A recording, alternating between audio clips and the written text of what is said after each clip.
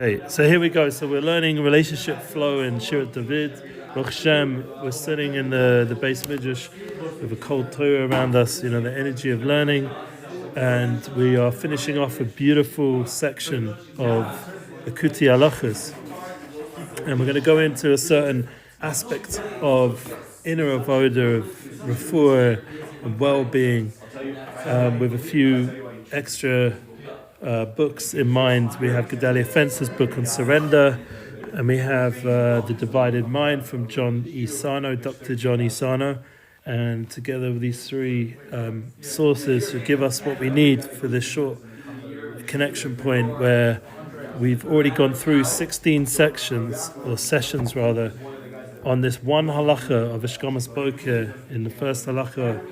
And we're in the 15th section of the first halacha. We're actually going to be, hopefully, if we're able to focus, we're going to get through this special chapter right at the beginning of Rabbi Noson's explanation of Rabbi Nachman's Torah, V'zamar Lakai Ba'odi, Torah Reish Pei Beis, of waking up your good points. And that goes together with the last part of this section, is to do with the Eshkamas Boker, begins even at Chatzos, waking up in the midnight. And he says here, Rabbi Nachman on page 75 over here, says, Nekudah Tovah, the Dovid Hamelech, he knew the Nekudah Chatzos. He knew when the time of midnight was. Because remember, the first time we see midnight is to do with Moshe Rabbeinu. And he wasn't able to mechavein, to know exactly Hativ Chatzos Emas, when was going to be this midnight time. One of the reasons is Ki Az Hayadain Kodem Matan Torah Lai Hayadain Isrusa Dilatata. They were still prior to the giving of the Torah. There had not yet been Isrusa Dilatata. We weren't having an arousal from below yet. We weren't able to kibbutz v'kibbutz with Kabbalah or Kavah, or as it says by Hanukkah, the dreidel spins on the coach or yud, the panemius of Yisrael. That's the whole world spins around who we are. And part of relationship is having that self-awareness. We're going to see that this is going to connect in to what Gedale says and what the doctor says, John Sarno, and see that self-awareness on that inner point that wasn't revealed yet while we were still in Mitzrayim in Egypt at the time of Moshe Rabbeinu. And that's why he couldn't be clear when Chatzos, one of the explanations why he said Chatzos, it was around Chatzos. Whereas Dovid Hamelech knew exactly when it was, because Dovid Hamelech is the Neshama Mashiach, and then the Neshama Mashiach has, and the continuation of Mashiach is going to come through Dovid Hamelech. And Moshe Rabbeinu had a Neshama of Mashiach, but he didn't have it yet with the full gilui of Kabbalah Torah. And that was only come later once we'd left Mitzrayim. So in Mitzrayim he wasn't able to reveal that part of himself. And Dovid Hamelech, it was revealed, and he was able to see it exactly when Chatzos, because he was able to see where that Nekudah Panemius, that where the dreidel spins around, that Kot Shel Yud, that spins around that little yid, the little spark, holiness. By being in tune with that gives you the connection point. So just read what Gedale Fenster says on addiction. He says that a person, in order to be saved from addictions, we mentioned yesterday, he has to get more and more in touch with connection. This is the language that Gedale Fenster, he has, rehabs and places of healing, and he understood more than anyone, and he still understands because he's still running these kind of places, that the key is to have that connection point. That will save you from the addictions. The connection is, and the more you're connecting into that Nekudah Panemius, the inner point, the more you'll be saved from these external. And the key is then also, he brings from Toldos Yaakov Yosef, from the Keter Shem Tov, which the Keter Shem Tov, the Baal Shem Tov is all about revealing that Kot Shel Yud, that Panemius part. And this is something which the inner aspect is the focus when you're talking to a woman or talking to your soulmate. You're trying to bring out the inner aspect. So this is the person you're going to connect with for life. So you have to try and look at it with inner eyes. Like the Toldos Rebbe said, Chochma Patzufim was able to look at us in Shirat Dovid last week with the inner wisdom of who we are as people. And he saw that we're good people And he said that to the Olam, Shir Dovid. So it says here, the Toldos Yaakov Yosef from the Keter Shem Tov from Gedale Fenster brings it in 202 in his book, Surrender. The joy that heals. When you accept the suffering with the spiritual energy of love and joy, you draw close, tie, and bond the body to the soul, meaning the physical affliction to that inner spirituality. That's what we're talking about here. And in this way, the ordeal vanishes. On the other hand, if God forbid you do the opposite, you push the body away from that spiritual energy, causing yet greater restriction. Therefore, the Torah provides us good advice. Love Hashem with all your heart. Yeah, we have to love Hashem, the name of Hashem. Yeah, the Yud-Kei Vav-Kei, the name of compassion. Well, the name of Elohim is the one of strict judgment. So the statement means that through your act of love, accepting suffering with joy, you draw close to Hashem's name of judgment, to His name of compassion. Mishtatef, the Shem of Elohim, a din of judgment, to the Shem Havaya, which is Yud-Kei Vav-Kei, the Shem of Rachamim. As the body is drawn close to the soul, allowing its light to shine. Meditate on this and how to light for all the worlds of the wise. So he says underneath, the soul doesn't reject suffering, it refines it. When you meet pain with joy and love, you don't just survive it, you spiritualize it. This doesn't mean pretending it doesn't hurt. You have to be real, you're in pain. It means bringing the divine into the experience. The body and soul become one when we choose to see suffering not as punishment, but as a portal for connection. Remember, this is the key word that we said. It's either connection or addiction. So we have to connect. That's where restriction begins to dissolve and light begins to shine. Love doesn't erase pain, it transforms it into light. So Moshe Rabbeinu was trying to reveal that in Mitzrayim. He couldn't find that point of Chatzos, which is where this Nekudah Tovah, that Pnimius, it was around Chatzos. He says, Ki lo haya adayin kol kach tzadikim she'amdu b'chatzos v'asku b'torah machim shai kodem machim Torah. There wasn't enough of the aura of the tzadikim learning Torah in the middle of the night to bring out that Nekudah Tovah. Amei kulam tzadikim, the truth that we're all tzadikim hadn't been revealed fully until Kabbalah Torah. And therefore it's difficult to determine the precise point of midnight. Whereas, so that was Moshe Rabbeinu. Moshe knew, so he actually himself knew, because remember, he had the Neshama Mashiach also within him. But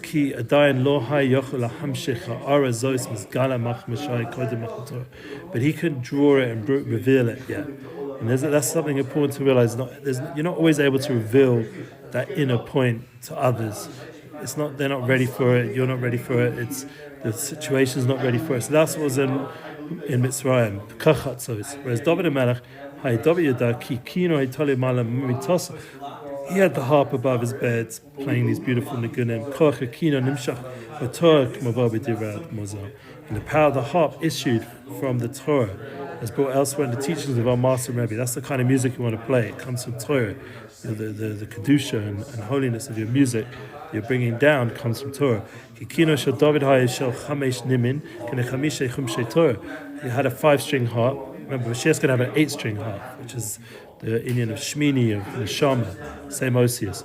But Dovid HaMelech was the 5, Chamesh, Chumshei Torah. He would awaken from his sleep. He knew how to determine the time of point of Chatzos. He was the aspect of Mashiach in a revealed sense. And he was constantly engaged in rectifying through the koach of Mashiach the Yiddish neshamas. And now Nekudah Tovah. He was able to rouse them from sleep through the aforementioned concept, through the good points that he finds in each one.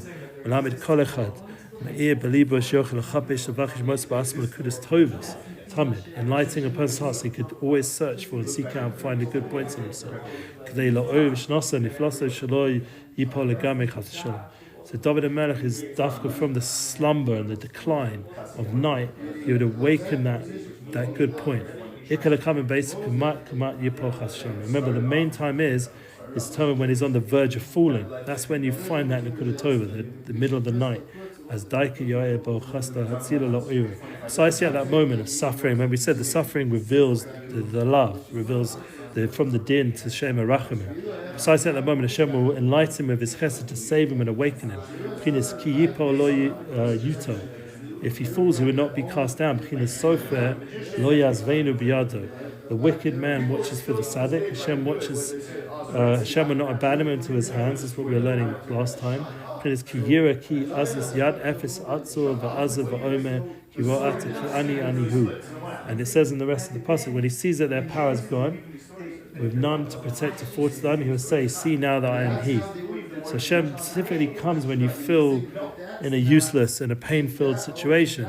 So that's something which, if you've gone through some painful experiences, that actually is a teacher to you. Suffering teaches you. I was just listening to Gedale himself in Montreal, and he was saying that everything you've ever gone through is to teach you something. So there's no wasted moment. There's no experience that you're not meant to go through. It teaches you these very deep, profound understandings of creation when you go through suffering. And that gives you ability to understand how to draw out in others the good points. And that's one of the important things of relationships, is to be able to be with them when they're suffering, to be present with them, to feel their pain, and through the feeling of the pain and empathizing with them, then slowly they'll come out of it. They'll come to awarenesses, they'll come to understandings, they'll come to clarity. And that's what we need to do to the other person in our life, which Hashem for sure does for us. All this with the power of the Torah that we have already received is transmitted through Moshe Rabbeinu. So Moshe Rabbeinu was obviously the source of it, because he's the one who revealed the Torah, but at his time in Mitzrayim, we weren't ready yet for it. Through all the Siddiqim who have lived ever since, we've best explained to us the Torah's way of drawing close to Hashem in all situations. Dovid So Dovid, the Melech, knew when it was midnight, because he knew how to play the niggun, how to play the song of the soul, to waken people up. Because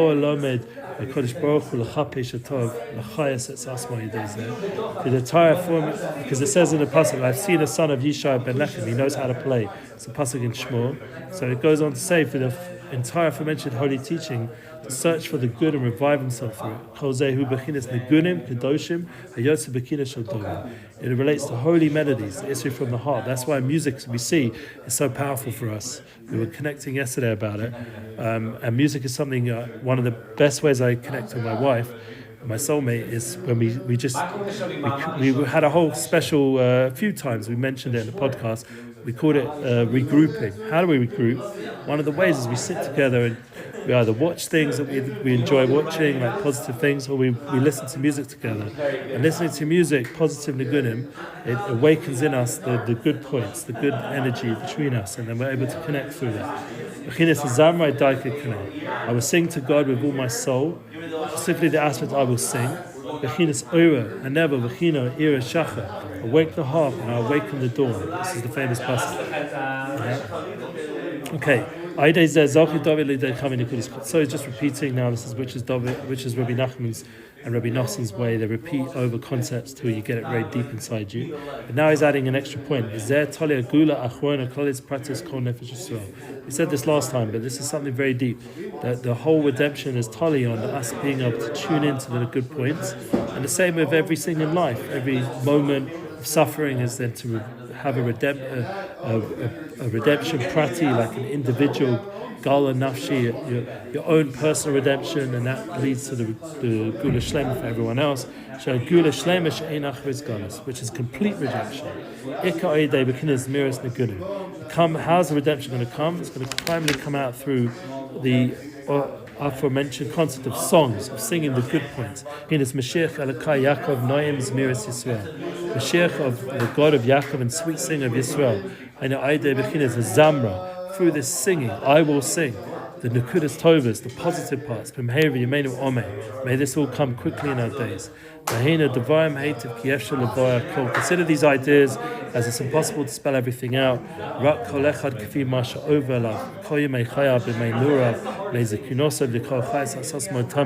And this is one of the deep concepts of that when you've gone through things in life, and that's one of the benefits, as you get older, more mature, you experience more things, then you can start to clarify the truth and the learnings and experiences you've got from God, from God, from Hashem, and you'll sing to Hashem with those learnings and those truths in yourself. So praise over those steadfast, hold on to this. And then we're going to mention this next time we learn. He brings all these key points from the first halacha, and next time we'll go over, use it as a chazara on this whole first section. And I'm just going to end off with one more point that I'm going to go into more tomorrow. And we're going to do a whole explanation of John Sarno, this doctor, and how Gedale 1 is bringing us more self-awareness of the godly soul. But there's another whole aspect that people suffer unnecessarily because they attribute their suffering to physical manifestations, to physical issues, to physical ailments. And people don't need to suffer needlessly. They can actually, through the teachings of John Sarno and of doing the hard work inside, they can actually avoid a lot of suffering, physical suffering, through exposing what's called TMS. TMS is a very powerful teaching that he revealed. He had an epiphany, it came to him. He's been able to heal so many people. It's a sort of psychosomatic concept of proactive and protective development of inner awareness, of inner understanding of the pain you're experiencing in life is there to teach us and to deal with our rage, to deal with our unconscious mind, to deal on a psychological level with a lot of previous trauma. And so rather than attributing our trauma and our previous issues to physical pain and then seeing it manifest, and we go to the doctors and they see all these physical ailments manifesting, and they give us all this medication and big pharma, etc., and all the different operations and alternative medicine that people spend thousands of dollars. A person can actually heal himself through the mind-body disorders, through having more awareness of these godly soul that we talked about from Gedale and Rabbi Nachman, and tuning into the more good points of understanding that suffering is a teacher to our inner self, rather than to take us into a whole realm of expanding the suffering and not learning from it, and just experiencing more and more suffering physically and avoiding the emotional work that needs to be done, and the psychological and the emotion and the mental and the spiritual. A person can literally think that he's doing the right thing, and really he's actually tricking himself into believing all these body disorders. And that this is the main point. I think that by learning Pnimis Torah, it gives us the self-awareness, it gives us the tools.